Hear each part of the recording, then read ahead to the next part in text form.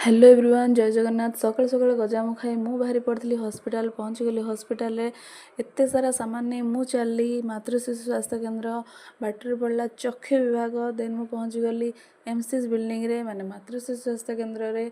Then सकाळ मनोलोभा दृश्य मेघ पाग करथिला बहुत सुंदर देखा अंधार अंधार भी हो जाइथिला। देन मु बोलथली मो डेस्क को से दिन भले आज मते बहुत गहली थिले।